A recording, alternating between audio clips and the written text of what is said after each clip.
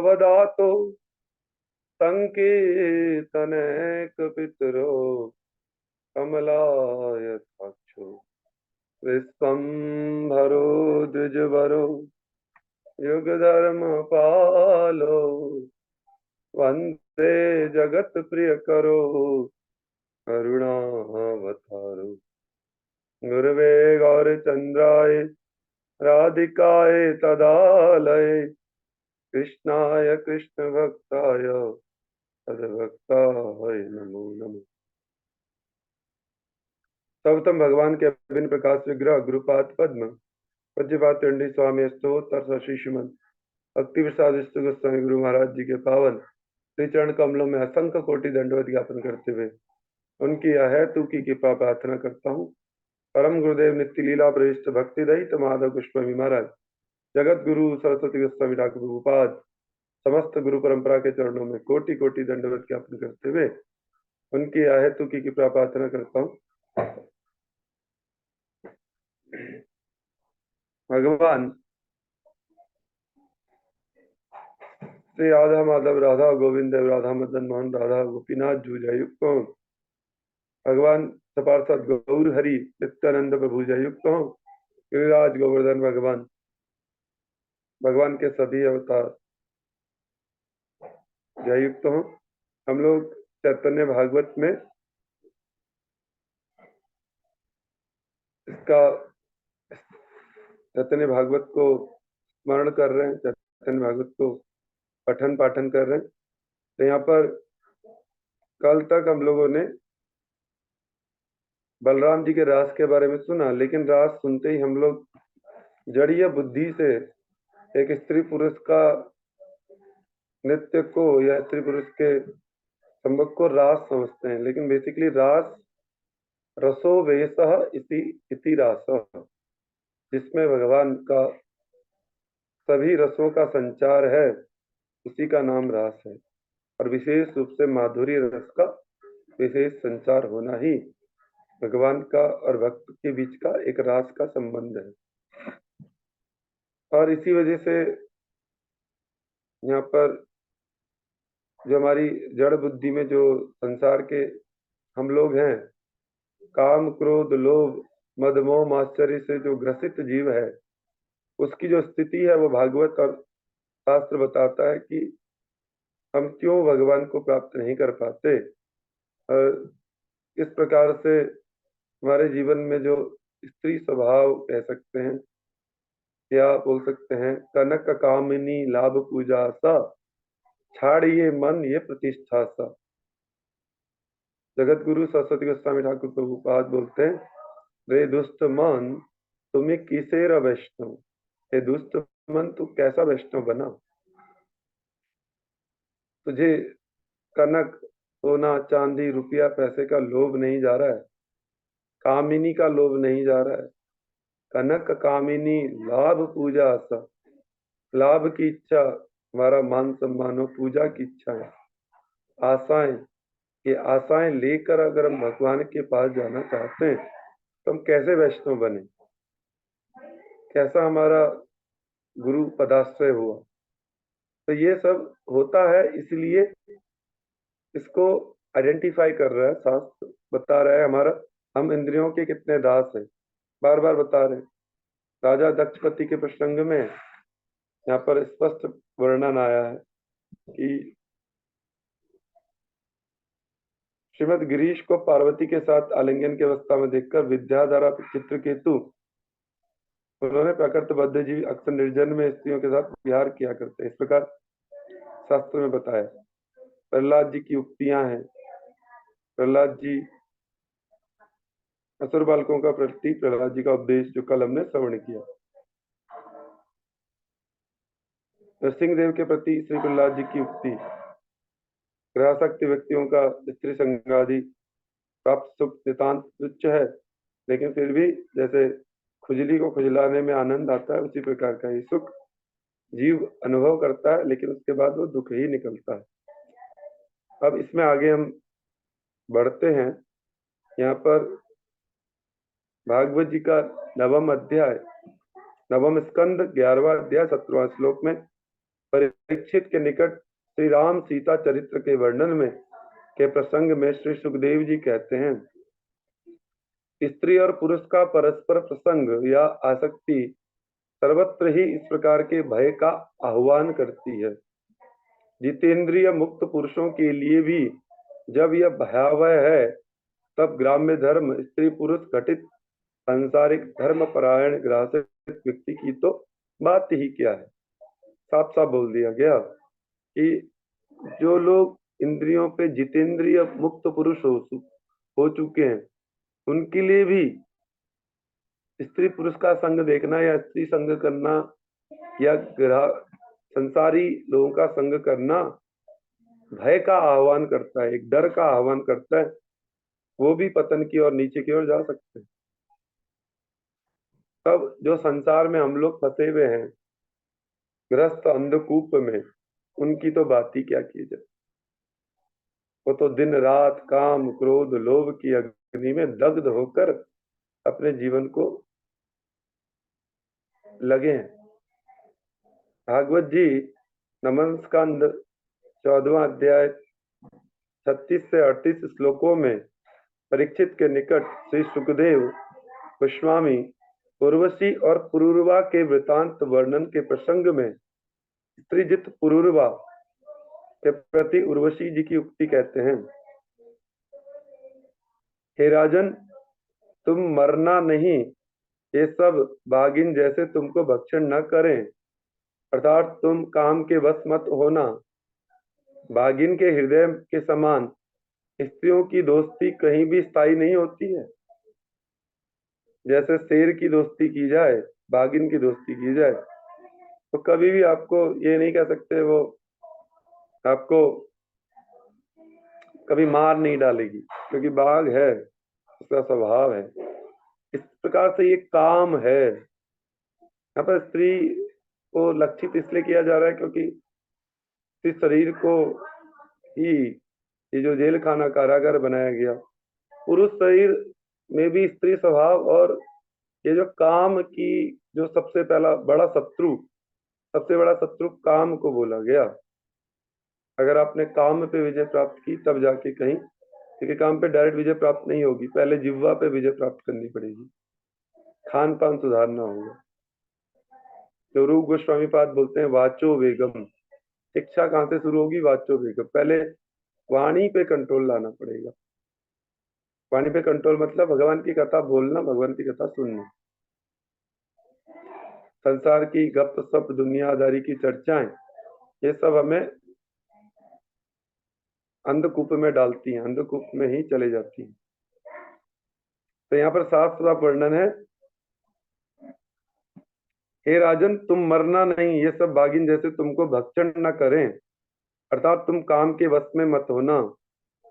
बागिन के हृदय के समान स्त्रियों की दोस्ती कभी भी स्थायी नहीं होती है। रमणीया जो वैश्याएं होती हैं, ये प्रियतम के निमित्त सभी कार्य करने का साहस रखती हैं, और विशेष रूप से जो स्त्रियां नए नए पुरुषों के संग की अभिलाषा रखने वाली कुल्टा वैश्याएं होती हैं, वो तो बड़ी ही स्वेच्छाचारिणी होती हैं, वे कुछ भी कर सकती हैं।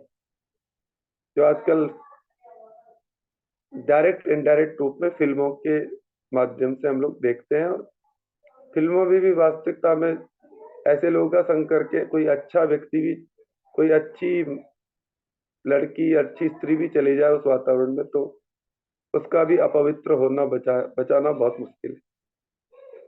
क्योंकि ये तो संग का दोष पूरे संसार में, संग ही तो संसार है।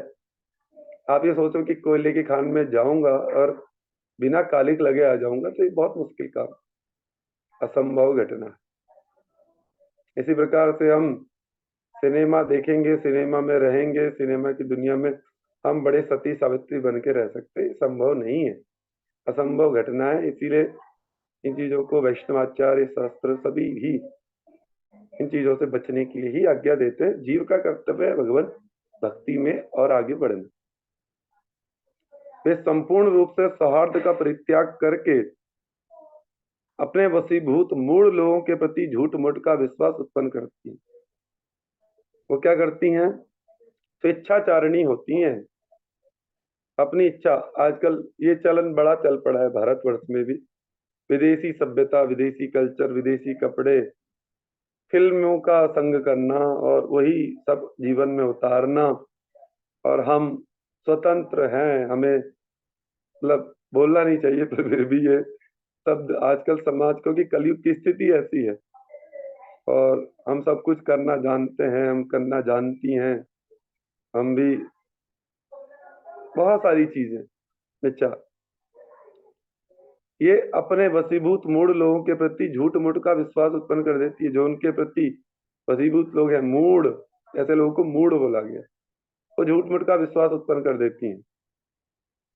श्रीमद् भागवत नवम स्कंद में 89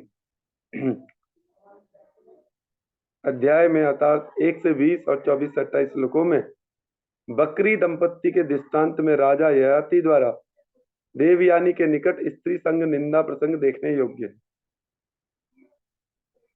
यहाँ पर भागवत जी 11वां स्कंद 3 अध्याय 19 से 20 श्लोकों में विदेहराज श्री निमि के प्रति नव योगेंद्रों ने अन्यतम प्रबुद्ध मुनि की उक्ति, कर्मपरायण मिथुनचारी स्त्री संगी मानव दुख नाश और सुख लाभ के निमित्त कर्म करते हैं।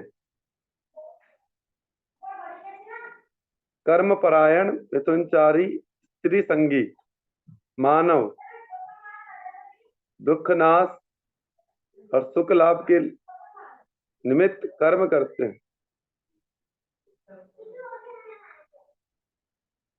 स्त्री संगी मानव, स्त्री का संग करने वाले मानव हैं, दुख नाश और सुख लाभ के निमित्त कर्म करते हैं। दुख का नाश हो जाए और सुख की इच्छा, सुख प्राप्त हो जाए, ऐसे कर्म करते हैं।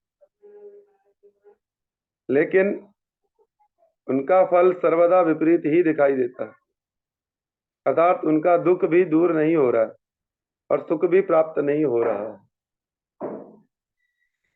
नित्य दुख देने वाले मृत्यु के कारण अत्यंत कष्ट से प्राप्त होने वाले धन द्वारा प्राप्त अनित्य ग्रह और योषितादि के संग द्वारा कहाँ तक सुख शांति मिलेगी। भागवत जी 11वां स्कंद 5म अध्याय 13 और 15 श्लोकों में निमि के प्रति श्री चमस जी की उक्ति है, इंद्रिय तर्पण के उद्देश्य से स्त्री संग न करके शास्त्र विहित स्त्री संग द्वारा जो ब्रह्मचर्य पालन होता है, उस विशुद्ध शास्त्र विहित वैध धर्म को अवैध स्त्री संगी नहीं जानते। जो शास्त्र में स्त्री संग को बोला गया है, यानी कि संतान उत्पत्ति के लिए किया गया जो विवाह संस्कार है, वो बेसिकली एक सिस्टम है फॉर संतान, अच्छी संतान को इस धराधाम में लाने का एक माध्यम सिस्टम डेवलप किया गया है भगवान के द्वारा। लेकिन वो शास्त्र क्या किस प्रकार से स्त्री संघ को बोल रहा है, ब्रह्मचर्य पालन करते हुए अच्छी संतानों को इस धराधाम में लाने को बोल रहा है। यहाँ पर इस विशुद्ध शास्त्र विहित वैध धर्म को अवैध स्त्री संगी नहीं जानते। जो स्त्रियों के साथ रमण करते हैं, एक्टर एक्ट्रेसेस, दुनियादारी, विषय भोग, काम क्रोध सभी आ गए। आज कलयुग में हर जीव इसी कार्य के लिए लगा। जो स्त्री पुत्र आदि के भोग्य देह के स्नेह पास में आबद्ध होते हैं, जो बंधे हुए स्त्री के शरीर से, पुत्रों के प्रेम से, भोग्य देह के स्नेह पास में आबद्ध होते हैं, उनका ही अधा पतन भी होता है। शास्त्र बता रहा है यहाँ पर। इसीलिए ज्यादातर लोग कहते हुए प्रभु जी हम तो गृहस्थ में फंसे। सही बात है, गृहस्थ में तो है बड़ी, इतना इजी नहीं बोल सकते कि गृहस्थ से भगवत प्राप्ति इतना इजी नहीं। उसके लिए बहुत सिस्टमेटिक वे में भक्ति करनी होगी। वैष्णव आचार्यों के वैष्णव संघ के द्वारा, साधु वैष्णव संघ के द्वारा ही इसको आगे किया जा सकता है। भागवत जी 11वां स्कंद 7वां अध्याय 52 to 74 श्लोकों में उद्धव के निकट भगवान श्री कृष्ण द्वारा तत्वविद अवधूत और राजर्षि यदु के संवाद के वर्णन प्रसंग में कबूतर दंपत्ति का वृत्तांत दृष्टव्य है। भागवत जी 11वां स्कंद 8वां अध्याय 9वां 7, 8, 13, 14, 17, 18 श्लोकों में आपने ये प्रसंग भागवत जी में आप श्रवण करेंगे, जो यहाँ पर लिखा था कि कबूतर दंपत्ति कैसे उन बच्चे फंस जाते हैं, कैसे वो माँ भी मर जाती है उस जाल में, या लास्ट में आके वो कबूतर जो होता है वो भी अपने प्राण वहीं छोड़ देता है। ऐसा ही गृहस्थ का अंधकूप है। राजर्षि यदु के प्रति अवधूत ब्राह्मण की युक्ति है, स्वर्ग या नरक दोनों स्थानों पर ही जीवों को इंद्रिय सुख लाभ अवश्य ही दुख की तरह मिलता है। अब यहाँ पर क्या बोल रहे हैं, चाहे आप स्वर्ग में रहो, चाहे नरक में रहो, चाहे धरती में रहो, कहीं भी रहो, दोनों ही स्थानों पर, ये नहीं कि हम स्वर्ग को अच्छा बता रहे हैं, पर आजकल सारे लोगों की इच्छा स्वर्गवासी बनने की ज्यादा है, लेकिन भक्ति बिल्कुल अलग बात बोल रही है। न पाप न पुण्य, स्वर्ग कोई अच्छी जगह नहीं है, स्वर्ग और खतरनाक जगह। स्वर्ग या नरक दोनों स्थानों पर ही जीवों को इंद्रिय सुख लाभ अवश्य ही दुख की तरह मिलता है।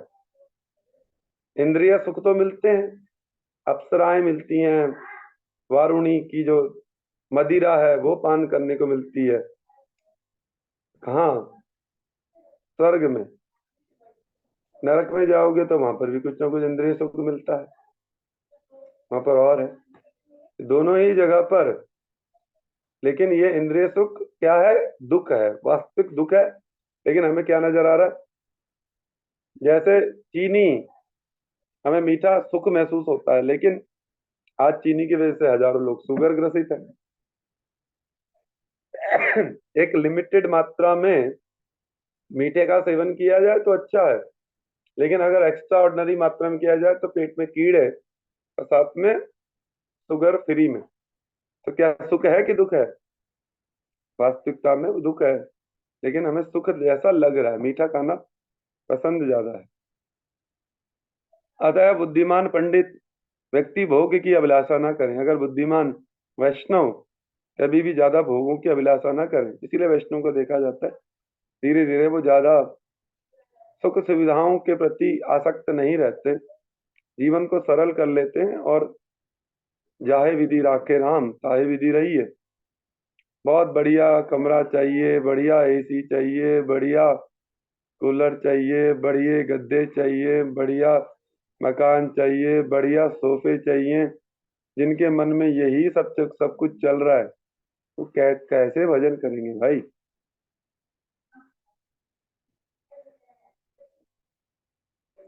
बढ़िया कपड़े चाहिए, बढ़िया ज्वेलरी चाहिए, क्या क्या चाहिए, बढ़िया बढ़िया बढ़िया के पीछे भाग रहे। तो यहाँ पर व्यक्ति बुद्धिमान लोग भोगों की अभिलाषा नहीं करते। पतंगा जैसे रूप पर मोहित होकर आग में कूद पड़ता है और जल मरता है। जब पतंगा देखा, जब अग्नि जलती है, कोई बल्ब होता है, तो आप देखते हैं पतंगे आके उस पर चिपकते हैं, उनको लगता है ये बहुत अच्छी चीज है, उस पर वो आग में कूद कूद के अपनी जानों की आहुतियां देते हैं। और रूप पर मोहित, उसका जो बल्ब का रूप है आग के रूप पे मोहित होता है और वहीं जल जाता है। पानी का रूप देखता है, जल में ही मर जाता है। वैसे ही अपनी इंद्रियों को वश में न रखने वाले पुरुष जब स्त्री को देखते हैं तो उसके हाव भाव पर लट्टू हो जाते हैं और घोर अंधकारमय नरक में गिरकर अपना सर्वनाश कर लेते हैं। नष्ट प्रज्ञ मूढ़ व्यक्ति कामनी कंचन गहने कपड़े आदि नाशवान माहिक पदार्थों में फंसा हुआ है। जिनका नष्ट प्रज्ञ मूढ़ व्यक्ति, वो क्या है? कामिनी, यही जो हम बोल रहे थे, कनक कामिनी, बढ़िया बढ़िया स्त्रियों का संग करना, सुंदर स्त्रियों का संग करना, कामनियों के पीछे, वैश्याओं के पीछे दौड़ना, कंचन सोना धन के पीछे दौड़ रहे हैं, ज्यादा से ज्यादा धन कमाएंगे, ज्यादा सुख आएगा। गहने कपड़े, गहनों के पीछे भाग रहे। हमारे पास 50 तरह की ज्वेलरी है, हमारे पास बहुत बढ़िया बढ़िया कपड़े हैं, आदि नासवान माइक पदार्थों में जो फंसे हुए हैं और जिसकी संपूर्ण चित्तवृत्ति उनके उपयोग के लिए ही लालायित है, वह अपनी विवेक बुद्धि खोकर पतंगे की तरह ही विनिष्ट हो जाते हैं। सन्यासी को कभी काठ की बनी स्त्री के पैर तक का भी स्पर्श नहीं करना चाहिए, शास्त्र की आज्ञा है। आज इसीलिए सबसे ज्यादा कंफ्यूजन स्थिति बनी हुई है। सन्यासी के लिए तो लकड़ी की बनी हुई स्त्री का भी दर्शन मना है, पैर तक का भी स्पर्श नहीं करना चाहिए, जबकि वो लकड़ी की है, फिर भी उसको स्पर्श न करे। यदि वह ऐसा करेगा तो हथनी के अंग संग के परिणाम से जैसे हाथी बंध जाता है, वैसे ही वह भी बंध जाएगा। विवेकी पुरुष किसी भी स्त्री को कभी भोग्य रूप से स्वीकार न करे, क्योंकि वह उसकी मूर्ति मति मृत्यु ही है। यदि वे इसे स्वीकार करेंगे तो हाथियों से हाथी की भांति अधिक बलवान अन्य पुरुषों के द्वारा मारे जाएंगे। वनचारी को कभी स्त्री संग संबंधी ग्राम्य गीत नहीं सुनने चाहिए। फिल्मों के गाने, उनमें क्या है? काम क्रोध को बढ़ाने वाली वासनाएं, उटपटांग शब्द। पता नहीं गाने तो हम तो भगवान पता नहीं कितने तरह के गाने बजते हैं जब शादियां होती, और उसमें सब उटपटांग शब्दों का और उटपटांग हाव भावों का प्रदर्शन करते हुए नाचना गाना, ये सब क्या करता है? हमें भगवान से दूर ले जा रहा है और नरक की ओर, नीचे की योनि की ओर हमें प्रवेश करा रहा है। मृगी पुत्र श्रेयसृंग मुनि भी स्त्रियों के ग्राम्य इंद्रिय तर्पण युक्त नित्य गीत वाद्यादि सुनने के कारण, एक ऋषि थे ऋष्य श्रृंग, उन्होंने भी स्त्रियों की ग्राम्य कथा नित्य देखकर, बढ़िया बढ़िया डांस देखना है किसका? हीरोइन का। फिल्मों वहां जाके थिएटर्स में जाकर या यूट्यूब पे या दुनिया में नृत्य गीत वाद्यादि सुनने के कारण उनके वशीभूत होकर उनके हाथ की कठपुतली बन गए थे श्रृंग ऋषि। भागवत जी 11वां स्कंद 8वां अध्याय 30 से 35 श्लोकों में श्री उद्धव के निकट भगवान श्री कृष्ण द्वारा पिंगला वैश्या की निर्वेद उक्ति। हाय अति मूर्खा, मैं आत्मा में रमण करने वाले चिद रति प्रदानकारी जीव के हृदय में अंतर्यामी रूप से विराजमान सनातन भगवान श्री अधोक्षत का परित्याग करके यथेष्ट भोग संपादन में असमर्थ होने पर भी तुच्छ शोक मोह भयप्रद इस नश्वर स्त्री पुरुष देह की सेवा कर रही है।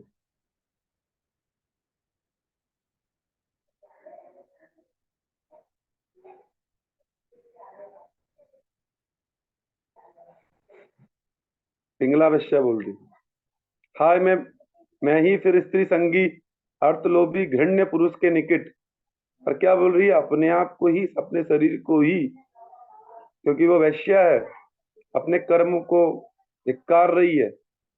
हाय मैं ही फिर स्त्री संगी, जो मेरे संग करने वाले, ऐसी स्त्रियों का संग करने वाले, एक वैश्या, एक पुरुष, जो जार पुरुष होते हैं, जो क्या बोल सकते हैं, वो एक स्त्री का संग हजारों स्त्रियों का संग करने की चेष्टा, हजारों वैश्याओं का संग करने की इच्छाएं करते हैं।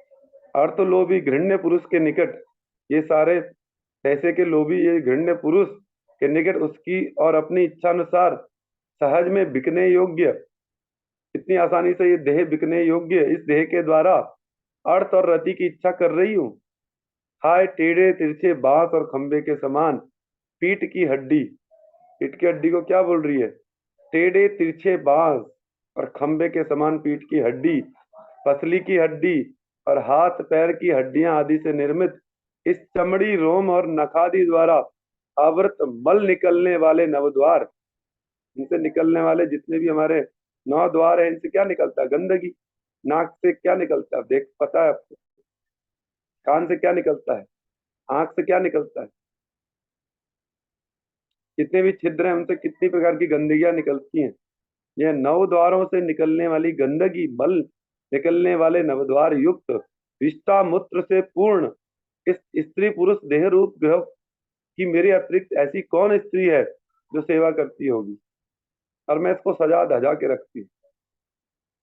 हाय, इस विधेयपुर अर्थात जीवन मुक्तों की नगरी में सिर्फ मैं ही एकमात्र मूढ़ बुद्धि होने के कारण अति असती हूँ।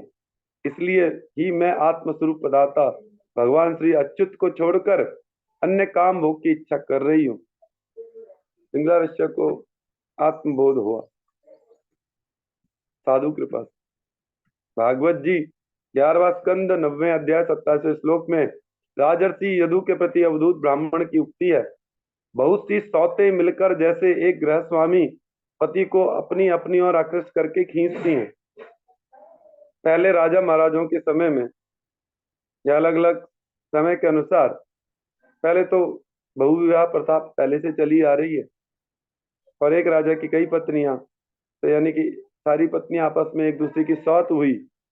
तो यह क्या बोल रहे हैं, जैसे हर सौत चाहती है कि राजा मेरे साथ रात्रि विहार करे, इस प्रकार यह जिह्वा, इसी प्रकार से जो हमारी जीव है, जननेन्द्रियां, त्वचा, शरीर आदि इंद्रियां हमारी क्या कर रही हैं। आंख बोल रही है बढ़िया नित्य देख, कान बोल रही गंदे गंदे गाने सुन, नाक बोल रही है गंदी खुशबू सूंघ, इंद्रियां हमें दौड़ा रही।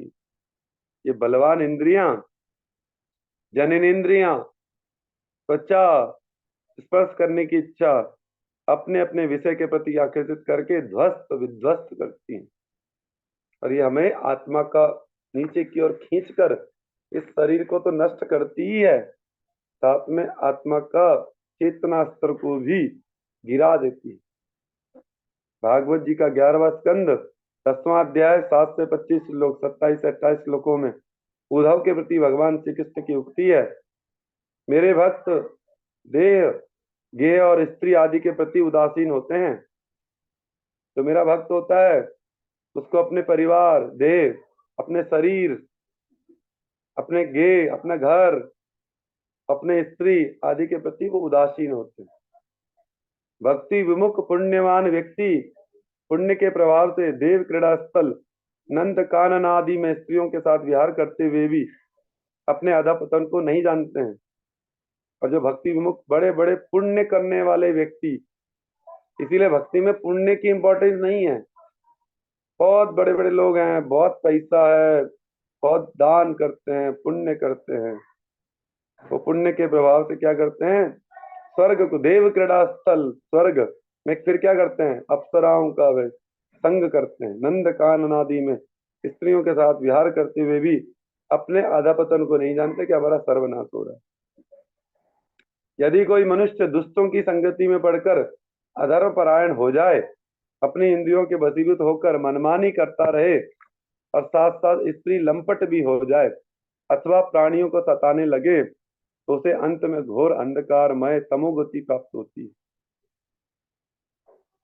भागवत जी 11वां स्कंद 14वां अध्याय 29 श्लोक में उद्धव के प्रति भगवान श्री कृष्ण की उक्ति।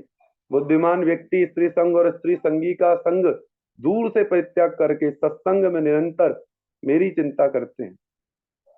भागवत 11वां स्कंद 17 अध्याय 33 और 56 श्लोकों में उद्धव के प्रति भगवान श्री कृष्ण की त्यक्त ग्रह व्यक्ति स्त्रियों के दर्शन, स्पर्शन, आलाप, परिहास, मैथुन में रक्त प्राणियों के दर्शनों का पहले ही परित्याग कर देते हैं। जिनकी बुद्धि ग्रह में आसक्त है और जो पुत्र धन की कामना से दुखित एवं स्त्री लंपट हैं, वे मूढ़ व्यक्ति ही मैं और मेरा रूप अहंकार में बद्ध रहते हैं। भागवत 11वां स्कंद 21 अध्याय 18 से 21 श्लोकों में उद्धव के प्रति भगवान श्री कृष्ण की उक्ति है। जैसे जैसे मनुष्य जिन जिन भोग्य विषयों से विमुख होंगे, वैसे वैसे ही उन उन विषयों के बंधन से विमुक्त हो चले जाएंगे। यही निवृत्ति लक्षण भक्त्यात्मक धर्म ही मनुष्यों के लिए परम कल्याण प्रदान करने वाला और शोक मोह भय का नाश करने वाला है। स्त्री आदि विषय में भोग बुद्धि करने से ही उसमें भोक्ता पुरुष अभिमानी की आसक्ति होती है। फिर उसी से काम और उसी काम से ही मनुष्यों का कली अर्थात विवाद पैदा होता है। कली से असह्य क्रोध उत्पन्न होता है और मोह उसका अनुगमन करता है। फिर उसी मोह से जीव की कर्तव्य स्मृति नष्ट हो जाती है, क्या करना है क्या नहीं करना है। कर्तव्य स्मृति बुद्धिहीन मनुष्य ही असाधु के समान मृतक तुल्य होकर भगवत भजन रूप एकमात्र स्वार्थ से भ्रष्ट हो जाते हैं। भागवत में 11वें अध्याय में 11वें स्कंद 26वें अध्याय 3 नंबर श्लोक में उद्धव के प्रति भगवान श्री कृष्ण की उक्ति है, कभी भी कृष्णोदर तर्पण रत असाधु व्यक्तियों का संग नहीं करना चाहिए। ऐसे किसी एक जन का संग करने वाला व्यक्ति भी अंधे का अनुसरण करने वाले अंधे के समान अंध तामिश्र नरक में पतित हो जाता है। 11वें स्कंद 26वें अध्याय में 4 से 24 श्लोकों में इला पुत्र पुरुरवा का स्त्री संग परिणाम सूचक आख्यान वर्णित हुआ है। भक्ति रसामृत सिंधु दक्षिण विभाग में यदवदि मम चेता कृष्ण पदार विंदे नव नव रसदा मन्युदतम दंतुमासीत तदवदीवत नारी संगमे स्मर्यमाणे भवती मुख विकारा सुष्टु निश्चीवनंच। अर्थात जिस समय से नित्य नवीन सिद्ध रस निलय श्री कृष्ण पाद पद्मों में मेरा चित्त अनुराग युक्त हुआ है, अहो तभी से स्त्री संग का स्मरण होने से ही मेरे हृदय में अतिशय घृणा और मुख में थूक त्यागने की प्रवृत्ति आ जाती है। भक्ति सामर्थ्य सिंधु उत्तरी विभाग में घन रुधिरमय त्वचा पिन्न दे पिसित विमसित विसक्त गंध भाजी कतमिह रमताम बुधा शरीरे भगवती हंत रतिर लवे अप्युदीर्णे। अर्थात अहो भगवान श्री कृष्ण में लेस मात्र रति उदय होने से विद्वान पंडित व्यक्ति गाढ़ रक्तमय चमड़ी से ढके हुए मांसमय, ये हमारा चमड़ी से ढका हुआ जो शरीर मांसमय दुर्गंध युक्त इस देह में और क्यों रमण करेंगे, ऐसे गंदे शरीरों में क्यों आना चाहेंगे आत्मा को लेकर।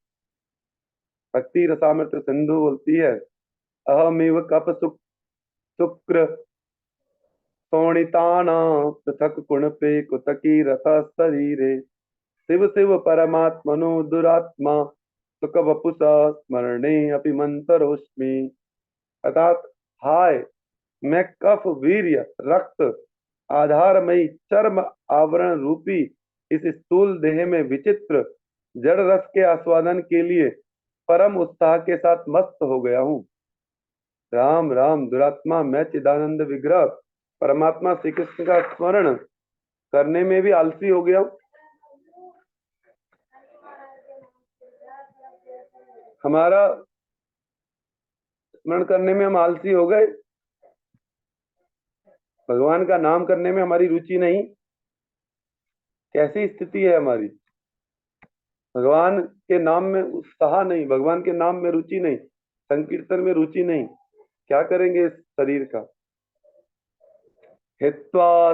हित्वास्मिन् पिसतोपनद्धरुतिर्क्लिन्ने मुदं विग्रहे प्रत्युत्सत्मना कदा मस्तकृतं दुष्टकच्चर्यास्पदम् आसीनं पुरटासनोपरि परब्रह्माबुधश्यामलं सेवस्ये चलत् चारुचामर मरु संचार चातुर्युत। अर्थात कब मैं इस मांस युक्त और रक्त कफ मैं देह के प्रीति का परित्याग करके प्रेम भरे चित्त से कुतर्क के अगोचर स्वर्ण सिंहासन पर विराजमान नवघन श्याम प्रब्रह्म श्री हरि की चंचल चारु चामर के साथ हवा करता हुआ बड़ी निपुणता के साथ पुनः पुनः उनकी सेवा करूंगा। स्मरन प्रभु पदाम भोजम नटति वैष्णव यस्तु दुष्टया पद्मनिनापि सुस्तु हणीयते। अर्थात जो सर्व सुलक्षण युक्ता पद्मनी नारियों को भी देखने मात्र से ही अत्यंत घृणा करते हैं, अर्थात जो संग समझते हैं, वे विष्णु भक्त हमेशा अपने प्रभु के पाद पद्मों के स्मरण के साथ नित्य करते करते सर्वत्र भ्रमण करते रहते हैं। तनोति मुख विक्रिया युवती संग रंगोदय न तिप्यति न सर्वतः सुखमय समा धावपि न सिद्धिसु चलाल संवहति लभ्य माना स्ववी प्रभो तव पदार्चने पर मुपेति तृष्णा मन। अर्थात युवती संग रंग की स्मृति का उदय होने मात्र से मेरा मन मुख में विकृति का विस्तार करने लगता है। निर्विशेष ब्रह्म समाधि के निमित्त श्रवण मनन आदि का जो अनुष्ठान है उसमें भी मेरी पुनः रुचि नहीं हो रही है, अर्थात यथेष्ट ज्ञान द्वारा उससे भी घृणा कर रहा हूँ एवं सिद्धियों के प्रति भी मेरी और लालसा नहीं हो रही है। हे प्रभु, हे भगवान, केवल आपके पाद पद्मों के अर्चन में ही मेरा मन परम तृष्णा लाभ कर रहा है। नित्य विषय विग्रह स्वयं भगवान श्री कृष्ण और बलदेव मधुर रस की आश्रय विग्रह गोपियों के। अब यहाँ पर ये सब चीजें इसलिए हमें बतानी पड़ रही हैं क्योंकि हम भगवान के रास को समझ के आ रहे हैं। स्त्री पुरुष का संग है भगवान का रास, बलदेव जी का कृष्ण रास। इसलिए हमारी स्थिति शास्त्र स्पष्ट कर रहा है हम क्या हैं, तब हम समझें कि अब हम भगवान के रास को कैसे समझें। हम ये हैं जो शास्त्र में दिया गया,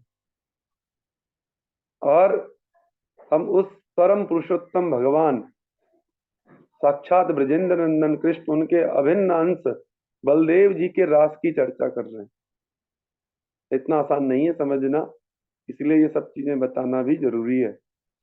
हमारा आईना हमें दिखाया जाता है, तभी हमें अपनी स्थिति वास्तविक पता रहती, नहीं तो हम अहंकार से ग्रसित होकर हमें लगता है हम भी बहुत बड़े भक्त हो गए, हम भी सब कुछ जान गए। श्री कृष्ण और बलदेव मधुर रस के आश्रय विग्रह गोपियों के भोक्ता स्वरूप में अवस्थित होने के योग्य हैं। बद्ध जीव की तरह उनमें कोई भी अचित सुखलभ्य दोष की बात नहीं है, अर्थात जड़मय संसार में नित्य वशीभूत होने योग्य तत्व आश्रय जातीय जीवगण अपने को पुरुष या भक्त अभिमान से स्त्री या प्रकृति का जो संग करते हैं वही निंदनीय है। किंतु समस्त विष्णु तत्व के मूल पुरुष भगवान श्री बलराम अपनी रास स्थली पर जो क्रीड़ा करते हैं उसमें जागतिक दोष अथवा अवैध व्यवहार की तनिक भी संभावना नहीं होती है। हम उनको बलराम जी के रास को उनकी जो गोपियां उनके वो आलिंगन करते हैं, उनका जो हाथ रखते हैं भगवान कृष्ण के रास में, भगवान गोपियां भगवान कृष्ण के साथ कंधे से कंधा मिला के नाचती हैं, वो एक स्त्री पुरुष का नाच नहीं है। तो जड़ जगत के लोग जो फंस जाते हैं उसी चक्कर में फंसे, क्योंकि हम अपने से दुनिया को देखते हैं। भगवान का वो शरीर नहीं है, वो काम क्रोध का शरीर, ये समझना होगा। किंतु समस्त विष्णु तत्व के मूल स्वरूप भगवान श्री बलराम अपनी रास स्थली पर जो क्रीड़ा करते हैं उसमें जागतिक दोष अथवा अवैध व्यवहार की तनिक भी संभावना नहीं। इसलिए बलदेव तत्व को जानने वाले परम सौभाग्यवान मुनिवृंद भी अपने दिव्य दर्शनों से निखिल सत्ता के अधीश्वर परमेश्वर श्री बलराम की लीला का दर्शन करके हाथ जोड़कर स्तव करते हुए आनंद प्रकाश करते हैं। राम और कृष्ण दोनों अभिन्न विग्रह हैं, यहाँ राम बलराम है। यार रासे देव आसी पुष्प वृष्टि करे, देव जाने भेद नाही कृष्ण हल धरे। उनकी रास क्रीड़ा में देवता भी आकर फूलों की वर्षा करते हैं, क्योंकि देवता जानते हैं कि कृष्ण बलराम में कोई भेद नहीं है। श्री बलराम जी का चरित्र 4 वेदों में भी गुप्त है। 4 वेद भी बलराम जी के बारे में ठीक से नहीं बता सकते कि बलराम जी कौन है। श्रील वृंदावन दास ठाकुर कहते हैं कि जो पुराणों में स्पष्ट रूप से विदित है मैं सिर्फ उतना ही वर्णन कर रहा हूँ। ये चीजें तो जो बताई जा रही है स्पष्ट हैं। पूर्ण बलराम जी के बारे में, पूर्ण कृष्ण के बारे में तो जानना आसान नहीं है, क्योंकि वेद भी कृष्ण तत्व को नहीं बता सकते, वेद भी बलराम तत्व। ये तो शास्त्र में प्रमाणित है, शास्त्र में करा गया, तब ये स्थिति है, तब स्पष्ट हो रहा है कि बलराम जी कौन है, तब स्पष्ट हो रहा है भगवत तत्व भगवान कृष्ण कौन है। इसलिए वेद में जो गुप्त है सातवत पुराणों में वही प्रकाशित है। उन्हीं पुराणों के महात्मा और सार्थकता के संबंध में श्री जीव गोस्वामी प्रभु छठ संदर्भ के अंतर्गत तत्व संदर्भ में 12 से 17 संख्या देखने योग्य है। महाभारत आदि महापुराणों में क्या 201 से 267 श्लोक में इतिहास पुराणादि वेदम समूपव्रह ये तम नारदीय पुराण में जगह जगह पर भगवान बलदेव जी का वर्णन है। श्री बलदेव जी का चरित्र सभी सातवत पुराणों में विशेषकर श्रीमद् भागवत पंचम स्कंद 16 25 अध्याय, पंचम स्कंद में 16 अध्याय, 25वें अध्याय में, सप्त स्कंद के 16वें अध्याय में, विष्णु पुराण में पांचवें उसमें अध्याय पंचम स्कंद में, 9वें स्कंद में अध्याय 22-31 श्लोकों में उल्लेखित हुआ है। इसलिए मूर्खता मत करिएगा। मूर्खता दोष से श्री बलराम की रास क्रीड़ा में संदेह पैदा अगर आप कर रहे हैं तो फिर आप मूर्ख कहलाएंगे। मूर्ख दोषे केहे केहे ना देखी पुराण, बलराम रास क्रीड़ा करे अप्रमाण। और जो मूर्ख लोग हैं वो बलराम जी की रास क्रीड़ा को जानते नहीं है। कभी भी आपने भागवत जी में कभी बलराम जी का रास क्रीड़ा सुना नहीं होगा, लेकिन गुरुदेव वैष्णव के श्रीमुख से हम लोगों ने श्रवण किया। और ये चैत्र का महीना आता है रामनवमी, उसी समय पे ये बलराम जी की रास क्रीड़ा प्रारंभ भी हो जाती है। मूर्खता के दोष से कोई कोई पुराणों को न देखकर बलराम जी की रास क्रीड़ा को अप्रमाणिक मान देते हैं, जबकि है नहीं। मूर्ख दोषे मूर्खता दोष से शास्त्र के सार या तात्पर्य की उपलब्धि नहीं होने पर मूर्ख की संज्ञा होती है।